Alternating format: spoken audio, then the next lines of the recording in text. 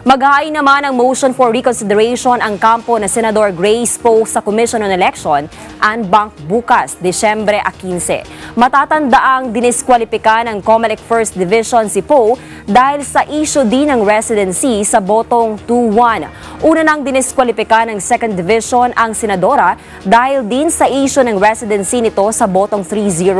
Ayon kay Attorney George Erwin Garcia, legal counsel ni Poe, na may hanggang Miyerkules sila para maghain ng kanilang apela sa Anbank. Hindi naman ito nawawala ng pag-asa dahil may mga pagkakataong natatalo sa mga division pero mananalo naman sa Anbank. Kumontra sa kanselasyon ng kandidatura si Poe, si Commissioner Christian Lim. Sakali namang matalo sa Anbank, iaakyat nila sa Korte Suprema ang apela. Tiniyak ni Garcia na kasama pa rin ang pangalan ng senadora sa listahan ng idedeklarang opisyal na kandidato ng COMELEC na inaasahang lalabas sa susunod na linggo.